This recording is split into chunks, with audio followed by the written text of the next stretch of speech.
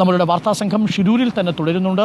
അത് ഒന്നും രണ്ടുമല്ല, നമ്മുടെ 4 യൂണിറ്റുകളും ഷിരൂരിൽ തന്നെ തുടരുന്നുണ്ട്. അവരുടെ വിവരങ്ങൾ പ്രേക്ഷകരിലേക്ക് എത്തും.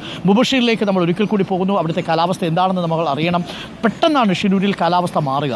അതുകൊണ്ട് മുബഷീറിലേക്ക് ഒരിക്കൽ കൂടി പോകുന്നു. മുബഷീർ, പ്രേക്ഷകർ നിരന്തരം നിങ്ങളുടെ റിപ്പോർട്ട് വേണം എന്ന് ആവശ്യപ്പെടുന്നുണ്ട്. മുബഷീർ, നിങ്ങൾ പോകരുത്, റിപ്പോർട്ട് ചെയ്യുന്നത് അവസാനിപ്പിക്കരുത് എന്നാണ് പ്രേക്ഷകർ പറയുന്നത്.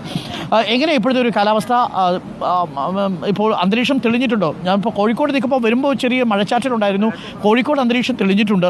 എന്താണ് ഷിരൂരിലെ ഇപ്പോഴത്തെ അവസ്ഥ? ഓറഞ്ച് അലേർട്ടാണ്. മഴ പെയ്യാനുള്ള എന്തെങ്കിലും സാധ്യതയുണ്ടോ?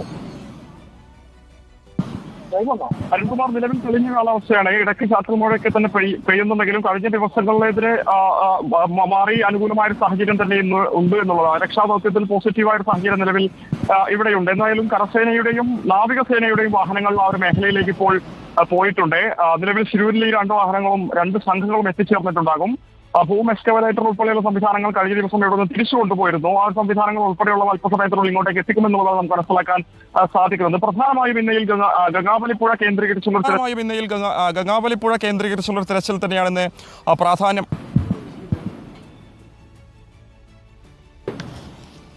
കേൾക്കാമോ? കേൾക്കാം, തുടർന്നോളൂ മുബഷീർ.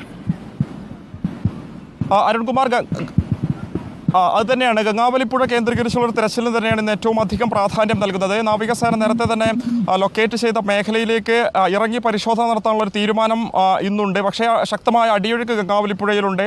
നീരൊഴുക്കൊക്കെ തന്നെ ഇതിന് തടസ്സമായി നിൽക്കുന്നുണ്ട്. ഇന്നലെ ചെറിയ രീതിയിലാണ് മഴ പെയ്തെങ്കിലും ഈ കുത്തൊഴുക്ക് കുറഞ്ഞു വരാത്തൊരു സാഹചര്യം പുഴയിലുണ്ടെന്നാണ് നമുക്ക് മനസ്സിലാക്കാൻ സാധിക്കുന്നത്. അതുകൊണ്ട് തന്നെ ഈ മുങ്ങൽ വിദഗ്ധർക്ക് വെള്ളത്തിൽ ഇറങ്ങാൻ കഴിയാത്തൊരു സാഹചര്യമുണ്ട്.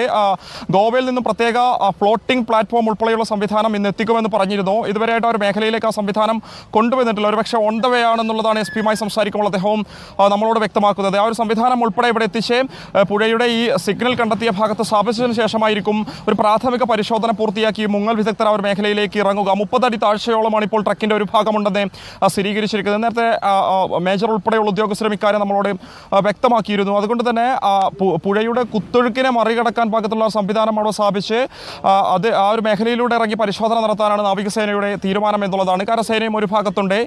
മറ്റു സംവിധാനങ്ങളൊക്കെ തന്നെ എത്തിച്ചാൽ തീരപ്രദേശത്തും തിരച്ചിൽ ആരംഭിക്കുമെന്നുള്ളതാണ് നിലവിൽ നമുക്ക് മനസ്സിലാക്കാൻ സാധിക്കുന്നത്. എന്തായാലും പുഴയിൽ കേന്ദ്രീകരിച്ചുള്ള ഒരു തെരച്ചിൽ അത് എത്രത്തോളം ഇന്ന് പുരോഗമിക്കുമെന്നുള്ളതാണ് നോക്കിക്കാണേണ്ടത്.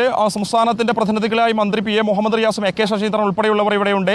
നേരത്തെ എ കെ ശശീന്ദ്രന്റെ വാഹനം ഈ ഒരു മേഖലയിലൂടെ കടന്നുപോയി പ്രശ്നബാധിത മേഖലയിലെത്തിയ ഒരു സ്ഥിതിഗതികളൊക്കെ തന്നെ വിലയിരുത്തിയിട്ടുണ്ട്. കാര്യങ്ങളൊക്കെ തന്നെ ഏകോപിപ്പിക്കാൻ മന്ത്രിമാരും സ്വാഭാവികമായി ഒരു മേഖലയിലേക്ക് എത്തുമ്പോൾ വളരെ ഊർജിതമായ പ്രവർത്തനങ്ങൾ തന്നെ ഇവിടെ നടക്കുന്നുണ്ടെന്ന് പ്രത്യേകം പറയേണ്ടിയിരിക്കുന്നു. ഇതിൽ ഏറ്റവും പ്രധാനപ്പെട്ട തെളിഞ്ഞ കാലാവസ്ഥ തന്നെയാണ്. കഴിഞ്ഞ ദിവസങ്ങളിലൊക്കെ തന്നെ കണ്ട ശക്തമായ കാറ്റോട് കൂടിയുള്ള മഴയ്ക്ക് ഇന്ന് ചെറിയ രീതിയിലുള്ള ശമനമുണ്ട്.